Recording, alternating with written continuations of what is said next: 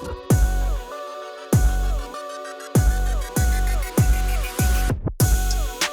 are live! Welcome everybody to the fourth episode of the INVESTACARD No Name Podcast. Still no name. Still going through the names that you guys have been sending in, seeing if we could find something that could work for the podcast. And I'm very excited for today's episode because we are talking NBA playoffs, and we have a special guest, a very special guest, Shaun of the Knicks Wall and of Plug Talk Podcast. And for those of you who don't know Shaun's got a very special way that he likes to start his podcast and introduce himself. So I'm going to go ahead and let Shaun, the man of many monikers, introduce himself. Hey, if you know, if you don't, you're about to find out. It's me. I hate Shaun, Tim Halpert, Ashley Larry, the man of many monikers himself, which is in fact a moniker in itself. Stay with me. It's the coldest dude out. It's Giannis Antetokounmpo, DeMar DeFrozen, Jared Goff, that's 3, Hat Trick Mahomes, Le'Veon Sell, Dank Lucas, Edgar Allan Poetic. Shit does indeed get scary, quite terrifying, damn near demented. Benjamin Button, it's all going in reverse. Tom Shadam in the pocket cooling, Scramble Cunningham on the move, Flu Holiday, Sean Snow, Brandon Slingram, Barjay Barrett. Barjay Barrett is very important. I won't go through all the names today. It's Dennis Podman. It's all coming back to me. The fact that he remembers even half of it is impressive to me already. So that's one of my favorite parts of your podcast. I really appreciate that. Really sets the tone. But so we've got Shaun on today. He is doing his thing with the Knicks Wall. They just interviewed Earl Monroe. So big up to the Knicks Wall. Shout out to you guys. And Shaun, it's a different episode today because we've been talking a lot of with guys who are into sports cards. And we've introduced the InvestaCard team, and Shaun's our first non-InvestaCard team member on the podcast. So and Shaun is while he's a big sports fan and he can talk to you all day about sports, he's not gotten into sports cards. So I thought it'd be interesting having Shaun on today with the playoffs coming up and the fact that he's not a sports card collector. I would like to see more or less, what are your opinions? I know you're not a collector of sports cards, but you've seen obviously cards doing $1 million and up lately. What's your opinion on some of the things that you see in the sports card industry? I think the sports card industry is really cool. One, just because memorabilia is a really dope thing. Like even coming in here, you guys have really dope shit just to have around.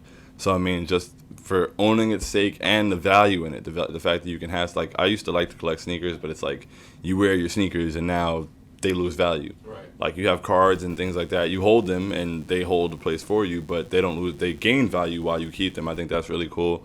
And I think the same way they did the whole NBA Top Shot thing and people were paying for clips and things like that, it's just when you can attach value to things and you break a pack open. Like I had a pack of basketball cards in 1999 probably. There were probably a couple rookie cards in there that may have been a little useful if I held them, So it's just a really cool thing that the cards grow and appreciate over time, and as somebody's performance gets better, your card gains more value. So, and the fact that the numbers I see things go for, it's supply and demand. So somebody's going to pay for everything. So I think that the card market is really cool, and I'm interested in learning more about it. Yeah. So it's funny, like you said, like in the 90s or the early 2000s. When you could actually walk into Target, believe it or not, and there would still be card boxes and packs on the shelves. Nobody was fighting for them back then. Now you go and obviously Target just came out with the news that they're putting a pause on even releasing boxes in store because of all the madness that's been going on. So, it's funny going back. Everybody has that story of opening packs back in the day. You don't even know. I remember opening a pack of 2003 Topps Chrome. LeBron, Wade, Bosh rookie year, and I actually remember the two rookies, and it's because I still have them. I got a David West rookie card and a Travis Outlaw rookie card out of that pack. Travis Outlaw. Yeah, those are my two rookies out of the Topps Chrome 2003 pack. So it's fun. It's always fun hearing those stories of what guys pulled in the past and the type of things that they used to open. But now that we got that out of the way, I want to talk what you came here to talk about. We came here to talk NBA playoff basketball. It is Tuesday, May 18th, and it is the start of the NBA playing games today. We've got Wizards Celtics tonight, And we've got Hornets, Pacers at 6:30 because apparently the NBA felt that nobody cared to watch it. They're probably right. So, I mean, Adam Silver knows what he's doing. So, yeah, we've got, I know you're excited for the playoffs this year more than you've been in the past few years because the New York Knicks, not only are the New York Knicks in the playoffs, the New York Knicks are hosting a first-round playoff series against the Atlanta Hawks, which will start, was it Saturday or Sunday? Sunday, so they just announced. Knicks starts Sunday. Where do you see the series going? I've got the Knicks in 5-6 tops. I think that if we keep Alfred Payton off the floor, that it should be a very simple series for us. I just think that defensively, we're too much to deal with. I think Atlanta's been playing a lot better. Trae Young is going to be Trae Young, and Clint Capella's been really effective, and he may give us an issue on the boards. But I think if we're able to contain that pick and roll, I can't see us losing to the Atlanta Hawks 4 times in 7 games. I would be surprised and disappointed, So I definitely expect that series to go very well for us. I think we're locked in and ready for it, and we've played very well at home all year. So having home court advantage in that series is a big deal.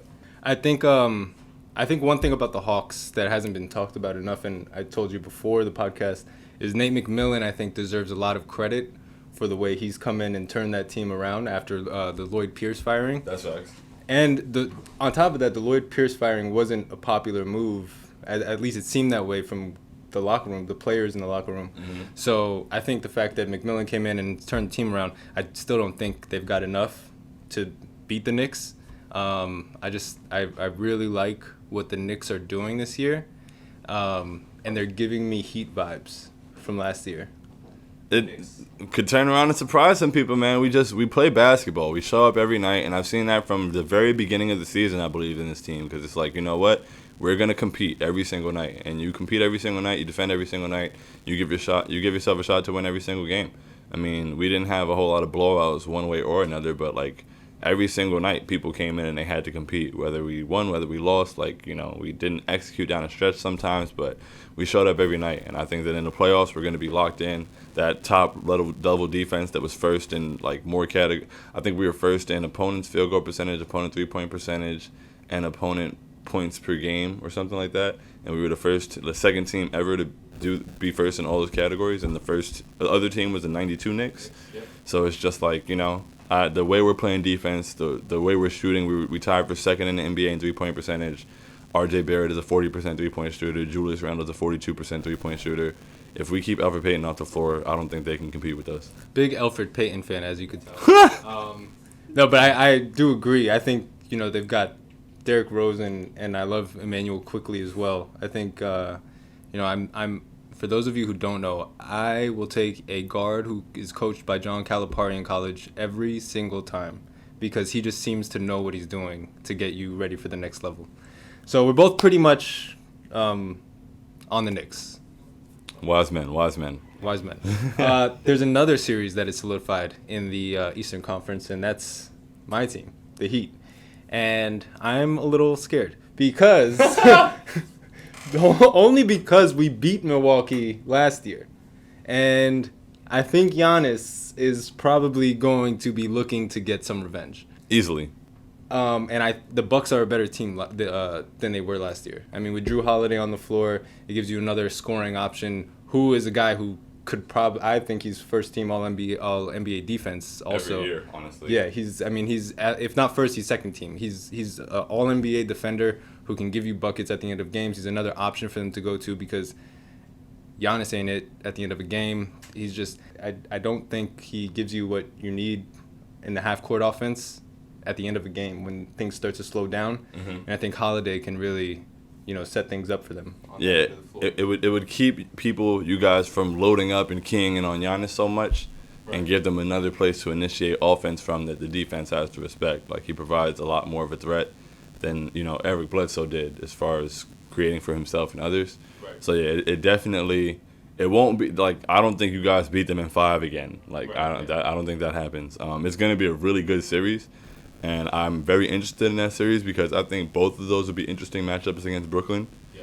So I feel like that'll be one of the better series of the first round. You guys versus, just because I know that they've been wanting you guys all year. Like they I'm sure, like, remember, they have that feeling, that bad taste in their mouths from getting embarrassed, because that was embarrassing last year. Yeah, they've definitely been looking forward to seeing Miami again in the playoffs. At least Giannis. Because not only the fact that Miami beat Milwaukee in the playoffs last year, but all the talk before he signed the extension was that Giannis needed to come to Miami to win. Mm-hmm. So this can, and I talked about this last week a little bit, but this can kind of solidify Giannis's decision a little bit, because I think he needs to still at least make a finals for him to solidify his decision on staying in Milwaukee. But he can say, hey, look, I didn't need those guys in Miami. Man, if he gets knocked out in the first round, it's going to look really ugly. It's going to be very bad if Miami beats Milwaukee in the first round for Giannis, because it just, that's the team that everybody linked you to, and they knock you out 2 years in a row, and you re-upped on the contract extension, and you're locked into Milwaukee now. Luckily for Milwaukee, Drew Holiday re-upped too. So, I mean, this isn't their last chance, but it's just like, you can't get knocked out in the first round after you do all this. Right, because of the fact that now, if you do get knocked out in the first round and your core is Middleton, Giannis, and Drew, who are all locked in, what do you do next? You just can't keep losing. Like, you can't have a guy who won back-to-back MVPs and, defensive player of the year and shit like that, and like just keep not making it to the conference finals. Or to, like, you have to, at some point, you have to take that next step. Like, it's not like Giannis is that 21-year-old star where it's like, all right, he can get, like, bro, you have to make it happen. So if they get knocked out in the first round, it's going to look really bad, and the conversations are going to get really loud, and nobody's ever going to, like, if they get knocked out in the first round, I don't want him to be in MVP conversations ever again. Yeah. I'm tired of it. I didn't want him in this conversation because, like, how many times are you going to win MVP and not be in the conference finals? And I think that's why, as good of a season as he had, you don't see a lot of Giannis as the MVP talk, because now it's come to a point where, okay, you've got it twice in a row. Now show me something after the season, and show me something in the postseason. Show me how valuable you really are, bro. It's the same thing with LeBron. LeBron didn't win after he won his first 2 MVPs. He didn't win MVP again until he showed you something in the playoffs.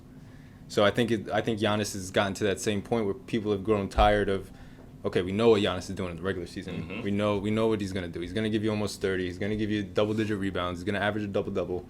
He's gonna shoot 60% from the field. Okay, I'm bored already. Where else are we going with it? Come on, bro. Hoist the trophy or something. Right. Make somebody think you might. Like, give them hope. Give your buyers hope. Give the buyers of your PSA 10 some hope that this could be the year. Or maybe you just let Jimmy take it. I wouldn't be mad at that either. I think we're both in the consensus that whoever Philly or Brooklyn play, Philly and Brooklyn probably move on to the second round. Yes. In the first round, I mean. Yes. I think that I want to see Brooklyn against, we both said we want to see Brooklyn against the Wizards. So I'm hoping that the Wizards win this game against the Celtics, which I believe they will. The Russ versus KD Harden will be in full effect. That'll lead ESPN's headlines for a week straight, or at least until game 1. You're going to get all of the Russ versus KD and Harden. You're going to get all the old OKC clips from them. So it'll be a fun series, I think. And then you add, like you said, with Bradley Beal being another scoring option for them. It'll be a fun series for sure. And I just think the energy, like, Russ is the type of guy who, like, doesn't hide his facial expressions at all. So, like, his energy, like, the look of disgust toward Kevin Durant and James Harden, and, like, the, genuine disdain that we're going to feel on the court is going to be real nice. Like, I'm sure they don't hate each other, but, I mean, remember those games where Westbrook and KD were playing against each other in Golden State, and, like, they would just, like, stare each other down or, like, be up in each other's faces. And the playoff series, you get that, like, times 10. So I just think it'll be really interesting. I think the matchup of him and Kyrie will be interesting. It'll be fun. Bradley Beal, like, it'll be a high-scoring series because neither one of those teams is going to play much defense. Right. They're going to get out and run. So there'll be fun games to watch, and there'll be fun narratives to have. And it's like, what more can you ask for in a first-round series? Yeah. I do hope it's Wizards-Nets. Wizards probably going out in about 5 games in that series. Sixers probably taking out whoever they're going to play. So that would leave us with Philly and the Knicks. And last week I said I didn't want to talk too much Knicks because I had an opinion on them. I think we both have the same opinion. I really, really, really like the Knicks matchup against the 76ers because I think they've got the bodies, I think they've got the scores, and I think they've got the defense. And I think when the game slows down and Ben Simmons is your point guard, it is a tough basketball game in the half-court offense to have that guy handling the ball for you. Tom Thibodeau is going to make Ben Simmons come outside. Like, you don't want to shoot threes. All right, we'll see. Like, you're going to have to figure something out. Over a 7-game series, I just think that the game... I'm not saying, like, we're guaranteed to beat the Sixers. Like, the Sixers are a very great team. They're also a great defensive team. Ben Simmons is, like, arguably one of the best... arguably a defensive player of the year this year, in the conversation at least. Joel Embiid is a monster and, unstoppable. But I just think, one, if we're able to get Mitchell Robinson back when we get to the second round, that helps a lot. He's not like he's not going to lock down Joel Embiid, but that's just a much bigger body. He's a great defender, so that would help a lot. It would help us on the boards. It would add to us matching up well with them. We're going to play that kind of game. We grind it out with them. We're going to make them work for all of their buckets, I think it would be a very good series. And I definitely think we'd have a shot there. And at that point, it's like you mess around and you blink and you're in the Eastern Conference Finals. And I just know if we go to the Eastern Conference Finals, everybody's going to have to block me. I have the Knicks in the Eastern Conference Finals to this point. That really warms my heart. I think it's gonna be great because if they get there, I think they're playing Brooklyn, and I think that series would be electric. It would be very electric. I don't think we'd win it, but the thing about being in the Eastern Conference Finals is once you're in the Eastern Conference Finals, you got to the Eastern Conference Finals. The thing about being in the Eastern Conference Finals is once you're in the Eastern Conference Finals, you got to the Eastern Conference Finals.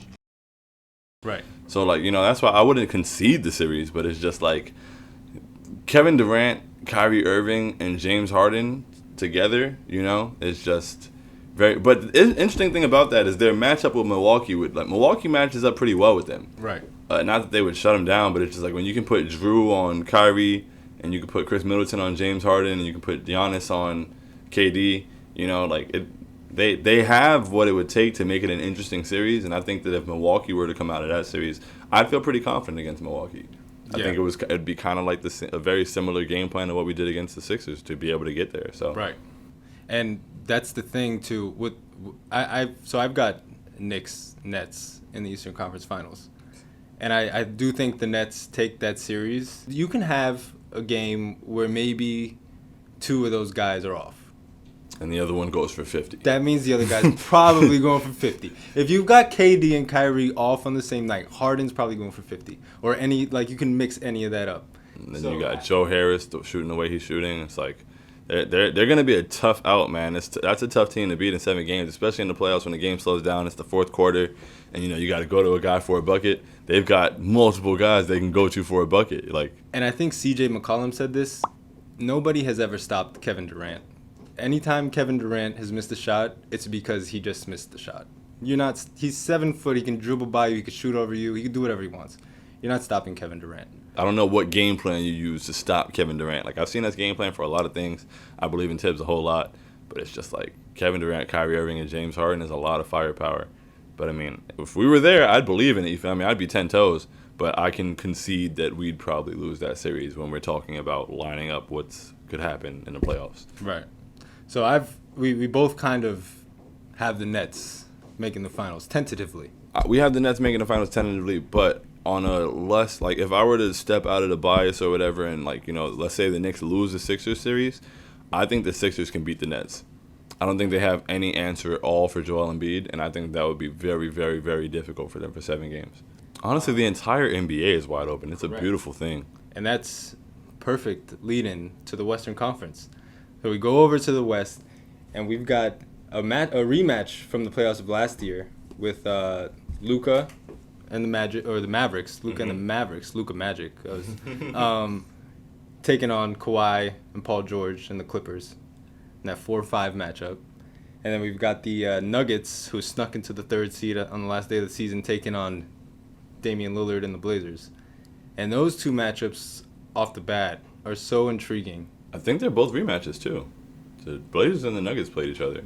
I don't know if it was last year, though. It wasn't last year. The year before. They got knocked out by the Lakers last year. Yeah, the year before they played each other in the playoffs. Jamal Murray not being a part of the series is obviously, a little disappointing. But the Nuggets really haven't missed much of a beat without him. They play great basketball. They're playing some of the best basketball in the league since Murray went out which is impressive. And it's why a lot of people think Jokic is the MVP. I'm not one of those, but that's another conversation for another day, like LeBron said. So, Western Conference, we've got Dallas and the Clippers. You made a comment earlier when we were talking a little bit, saying that if Dallas wins, you think Kawhi is gone. Out of there. And, I mean, hi, Kawhi. The Miami weather is lovely today. It's 90 degrees and sunny. I don't know what it's like in LA. It's probably the same, but you might win more here. Hi, Kawhi. The Knicks have home court in the playoffs, have the most cap space in the NBA, and have 2 first-round draft picks in this upcoming draft and extra picks to use for trades to get you some help if you'd like. So we're both lobbying for Kawhi to come to our teams this offseason. Because he's got it. I just don't see how the Clippers could lose in the first round and Kawhi could decide, okay, I see this team here. I see Paul George, who just signed a 5-year extension, who is obviously going to be the guy that I do this with, and we've now done it twice and weren't able to do it against Luka in the beginning stages of his career. Like, if you don't make it, if you go on 2 years with that team and don't make it to the Western Conference Finals, I just feel like he got to cut his losses. Like, yeah, the only reason I could see Kawhi staying is just the fact that he's won 2. He's got 2 Finals MVPs, but that's the only reason I could really see him sticking it out is for that reason. Just the fact that he's already done it and now he's home where he's wanted to be, and he just bought, I don't even remember, it's some astronomical number that he spent on a home. I just feel like because of the level of greatness that Kawhi has, he wants to win more. Like, you know, if you're the kind of guy who's able to go to get traded to a team that you don't want to be at, he didn't want to be in Canada, and take them to a finals, win a championship, and then leave. Like, you know, Kawhi's legacy, he won finals MVP before people really knew what his name was. Yeah, like, he won a final. And that Toronto is still one of the greatest things that anybody's ever done, because he literally went to a place he wanted to be on the complete other side of North America. Like, literally wanted to be on the complete other side of the continent, and he won a championship. Like, we see the story all the time of guys, I don't want to be here, trade me, which that was Kawhi in San Antonio. They traded him, and he went on to win a championship. So you got Clippers or Mavericks? I've got the Clippers. I think it's too much. I think it's too much for Dallas. I think the Clippers just have too much firepower with Kawhi and Paul George. Mm-hmm. And I think they took this year and started to really put it together a little bit more. You see Paul George, and it's going to be up to him. It's really on Paul George. Can Paul George continue to play the way he's been playing in the regular season? Because he's been playing great basketball. Playoff P. Who are you going to be this year, Paul? Playoff P or Pandemic P? Pandemic's over. You got to come to play now. Yeah, bro. He's got to do something. And then, I've got the Clippers, though. The Mavericks have played well. They'll have KP healthy this year, which I think makes them worse. The other thing about Dallas losing early is, and that's you, a better draft pick with the Knicks. I've given up on, if it's not lottery, I don't want it. Yeah, at this point, I don't care. Like, I wanted it to be lottery. It's not. I hope that what we do is package our pick with their pick to just move up into the lottery.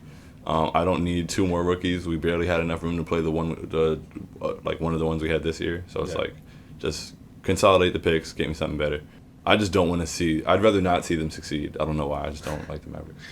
So the other matchup that we've got out west is the solid matchup we got before play-ins is Nuggets Blazers. So Jokic, who your MVP?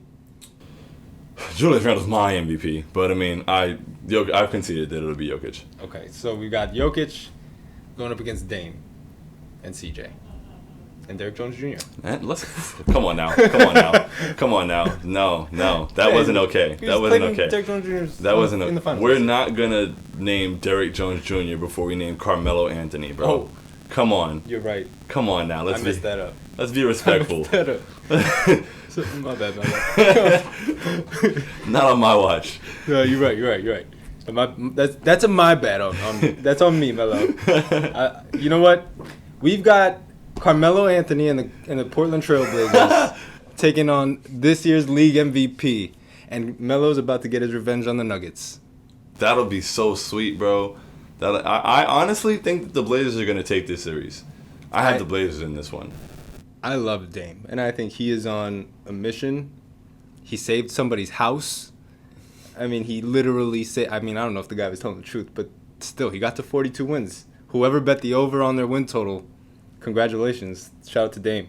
Yeah, but I'm with you. I've got the Blazers there too. I think this is where you feel Jamal Murray being missed, is when you don't have that guy to go at Dame and just have that back and forth. And Jamal Murray, we saw it last year with him and Donovan, which was one of the best first-round series I've ever watched. I think the Nuggets miss Jamal Murray in the series more than they have throughout the regular season. Yeah, it's one thing to adjust during the regular season and, fill in for, but it's just like in the playoff series where, it comes down to matchups, that not having that firepower to go back at Dame, I feel like it's gonna hurt them. Like, Dame is gonna be on a whole different level. CJ is gonna be hooping. Carmelo Anthony is Carmelo Anthony. Like, it's playoff time, so I think, and Nurkic is healthy, so that'll be an interesting matchup inside as well. And Nurkic also gets to get his revenge on the Nuggets. Him and Jokic were drafted at the same time. They were both there. They traded Nurkic away. They decided to keep Jokic over. They made the right pick. They did. But so that'll definitely be an interesting series. But I think the Blazers get that one. Yeah, I'm with you on that. I like Portland. And then we've got the two plans. We've got Memphis and San Antonio, which I like Memphis to win that. I love John Morant. And then this might be the most intriguing play-in. It's the first. Easily. I guess it's the second year of play-ins. But the first year of this play-in format where it's, And this is, in NBA history, this may be the most intriguing play-in that we ever get. LeBron James going forward versus Stephen Curry. These are two guys that have been in the finals for 4 years in a row.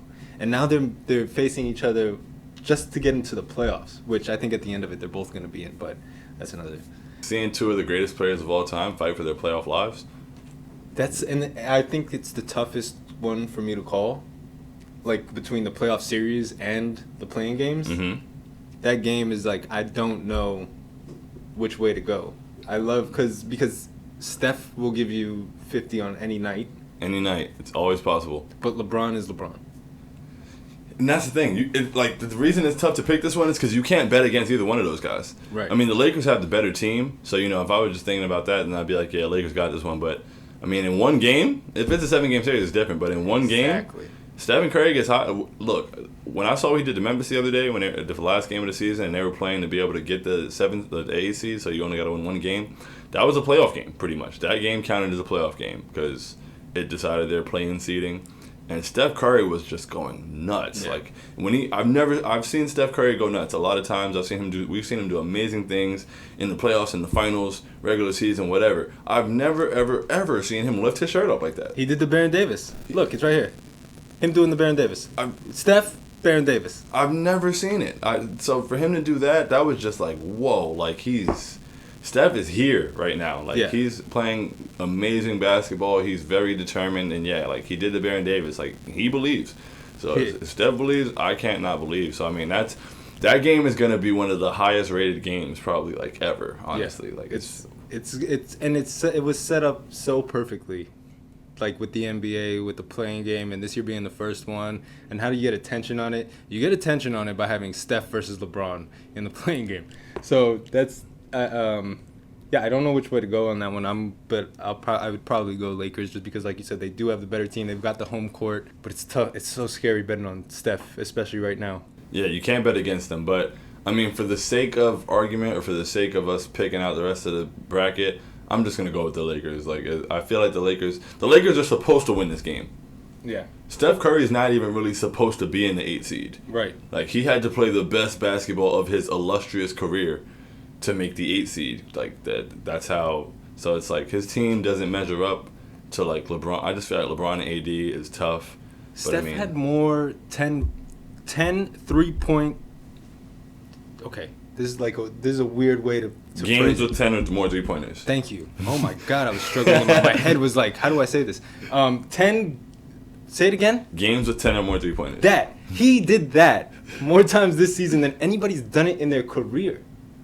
That's ridiculous. You can't bet against that guy. It's another level of play that he's at right now, and he's the most fun person to watch in the league right now because you're waiting for it and it's gonna happen. He's gonna hit that stretch where he's just lighting you up, and it could be down 20 and just turn to a 5-point game like that. I can't wait to watch that game. Yeah, that's tomorrow, 10 p.m. I've got Golden State then beating Memphis again. I also have Golden State beating Memphis again after that. So we've basically got the West as is, 1 through 8 as they are right now. So that'll give us Utah, Golden State, and is Donovan Mitchell coming back?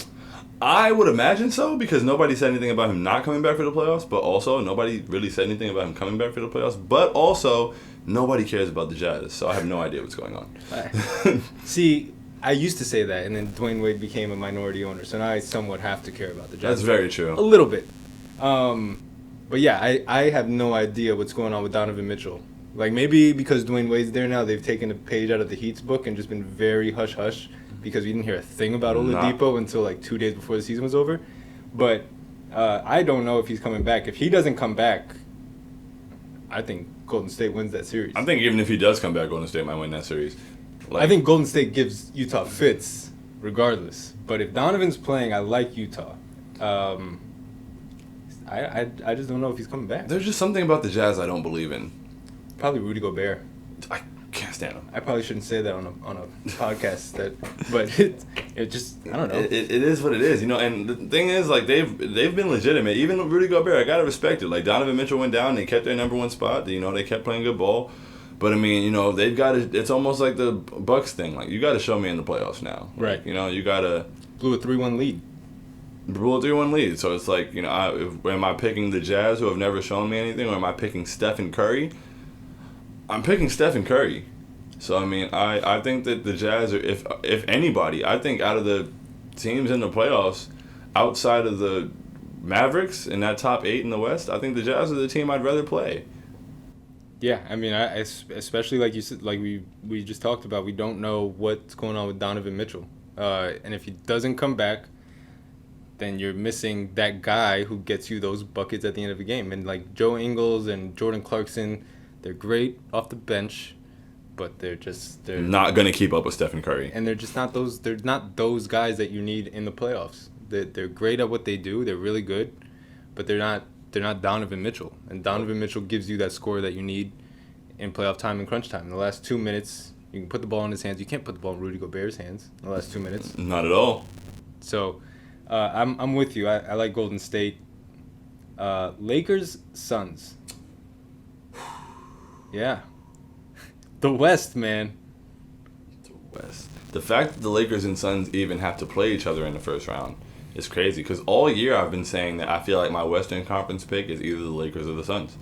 So I feel like if the Lakers and the Suns face off at 2-7, I feel like whoever wins that series comes out of the West. The Chris Paul effect, it's very real. And he's also a guy that his cards are very undervalued for the type of player he is. He's a Hall of Famer. He's probably the best point guard of this generation. And Chris Paul cards are undervalued? I might need to get in on that. You should. It's like I said, people love champions. People don't really respect winners for some reason. That's a great quote. Chris Paul's a winner. So you like the Lakers? I don't know, actually. In that series, as Lakers Suns, I think I like the Suns. I want the Suns. My heart wants Chris. Like, if anybody, I want the Knicks to win the championship. But if it's not the Knicks, I want the Suns, because my email account used to be cp3junior23@live.com, and I really don't appreciate people disrespecting Chris Paul. I feel like fun facts, I feel like he's a top 5, 6, 7 point guard of all time. Absolutely. And I feel like he needs that ring so people can stop trying him. Correct.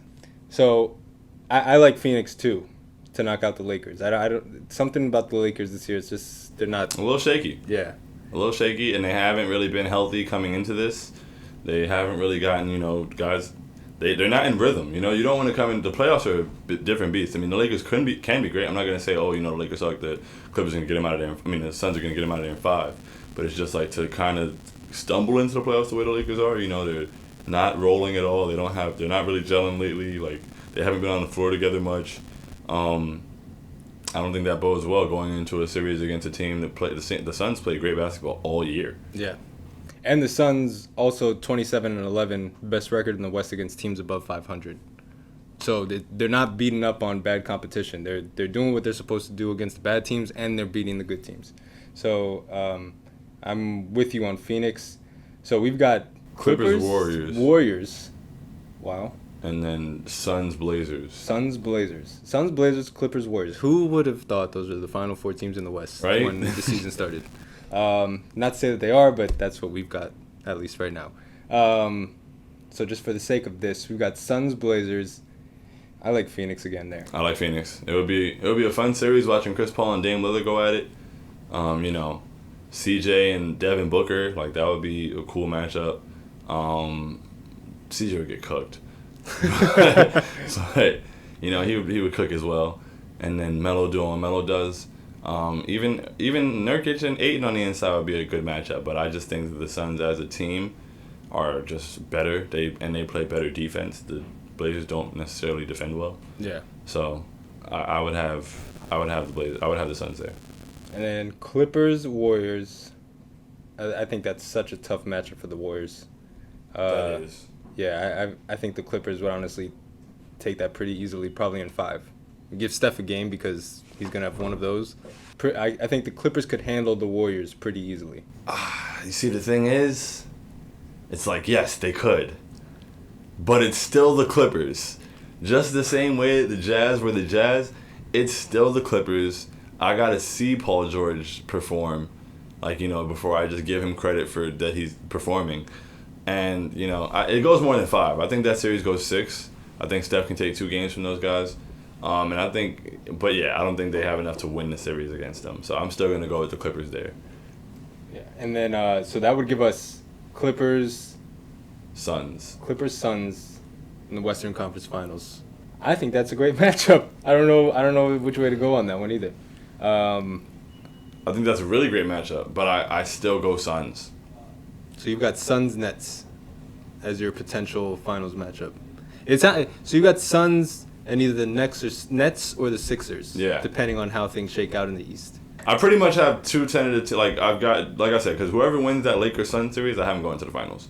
So it's right. I've got Suns or Lakers, and I've got Nets or Sixers. I wish I had more concrete answers, but there's so many variables. Yeah, we still have to see how the play-in shapes up, and maybe before the conference finals we can have you back and talk some conference finals when we got more clear picture on what's going on. Mm-hmm. So that's our finals matchups, our potential final matchups. What we're thinking. So if it's Suns Nets, who you got? I've got the Nets. I think there's too much firepower in Brooklyn for anybody to beat them in a 7-game series. So if they stay healthy, I think the Nets take it. I hope everybody stays healthy, honestly. For the sake of basketball, and I just hope that the playoffs go well, smoothly. I hope there's no COVID protocol incidents. No COVID protocols, please. Yeah. Please, no COVID. Unfortunately, the Pacers had Karis LeVert go out because of it, but at the end of the day, nobody really cares about the Pacers. Unfortunate to their fans, unfortunate to Karis LeVert, but nobody cares. We are going to do the same segment we always do. Obviously, I told you Shaun is not a sports card collector. He is here, however, and we're going to talk a little bit about some value on some sports cards, see what his opinion is on some of the guys, and see what you guys think. So, the card that I we actually just got a PSA submission back today. Before we came on camera, we opened the box, and I got a card that pretty cool. And for what it is, it graded pretty well. It's a Upper Deck Matrix. Got LeBron, Carmelo, and Chris Bosh on it. Rookie PSA 8. Bosh just elected into the Hall of Fame. And then, of course, you have LeBron and Carmelo, who we were just talking a little bit about in this year's playoffs. For me personally, this card is a hold because I think this card over time, the value is just going to continue to go up. You've got LeBron, rookie, with Carmelo and Chris Bosh. They're all going to be Hall of Famers. Mm-hmm. You got all 3 of them on one card. Their rookie year. The only thing that could have made it better was having Dwayne Wade on it. But, we'll save that one for another time. So for me, it's a hold.